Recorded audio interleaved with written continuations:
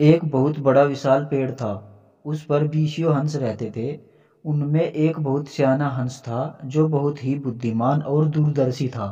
सब उसका आदर करते और उसे ताऊ कहकर बुलाते थे। एक दिन उस सियाने हंस ने देखा कि एक नन्ही सी बेल उनके पेड़ के तने पर बहुत नीचे लिपटी हुई है। ताऊ ने दूसरे हंसों को बुलाकर कहा, देखो, इस बेल को नष्ट कर दो। एक दिन यह बेल हम सबको मौत के मुंह में ले जाएगी। एक युवा हंस हंसते हुए बोला, अरे ताऊ, यह छोटी सी बेल हमें कैसे मौत के मुंह में ले जाएगी।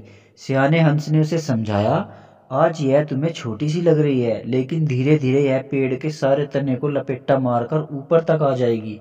फिर बेल का तना मोटा होने लगेगा और पेड़ से चिपक जाएगा। जब नीचे से ऊपर तक पेड़ पर चढ़ने के लिए सीढ़ी बन जाएगी।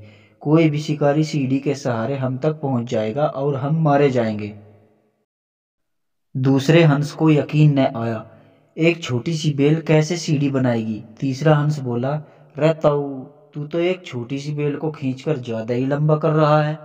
एक हंस हड़बड़ाया और बोला, यह ताऊ अपनी अकल का रोब डालने के लिए अंट शंट कहानी बना रहा है। इस प्रकार किसी भी हंस ने ताऊ की बात को गंभीरता से नहीं लिया। आखिर इतनी दूर तक देख पाने की उनमें अकल कहाँ थी। समय बीतता रहा। बेल लिपटते लिपटते ऊपर शाखाओं तक पहुंच गई। बेल का तना मोटा होना शुरू हुआ और सचमुच ही पेड़ के तने पर सीढ़ी बन गई, जिस पर आसानी से चढ़ा जा सकता था। सबको ताऊ की बात की सच्चाई सामने नजर आने लगी। पर अब कुछ नहीं किया जा सकता था, क्योंकि बेल इतनी मजबूत हो गई थी कि उसे नष्ट करना हंसों के बस की बात नहीं रही थी। एक दिन जब सब हंस दाना चुगने बाहर गए हुए थे, तब एक बहेलिया उधर आ निकला। पेड़ पर बनी सीढ़ी को देखते ही उसने पेड़ पर चढ़कर जाल बिछाया और चला गया। सांझ को सारे हंस लौट आए। पेड़ पर उतरे तो बहेलिये के जाल में बुरी तरह फंस गए। जब वे जाल में फंस गए और फड़फड़ाने लगे, तब उन्हें ताऊ की बुद्धिमानी और दूरदर्शिता का पता लगा। सब ताऊ की बात न मानने के लिए शर्मिंदा थे और अपने आप को कोस रहे थे। ताऊ सबसे रुष्ट था और चुपचाप बैठा था। एक हंस ने हिम्मत करके कहा, ताऊ, हम मूर्ख हैं, लेकिन अब हमसे मुंह मत फेरो। दूसरा हंस बोला, इस संकट से निकालने की तरकीब तुम ही हमें बता सकते हो।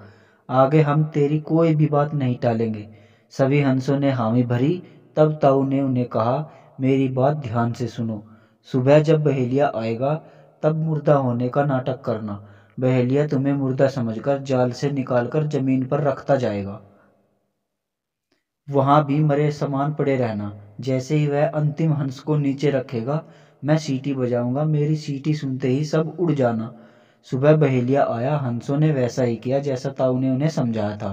सचमुच बहेलिये ने हंसों को मुर्दा समझकर जमीन पर पटकता रहा और ताऊ की सीटी की आवाज के साथ सारे हंस उड़ गए। बहेलिया अचंभित होकर देखता रह गया।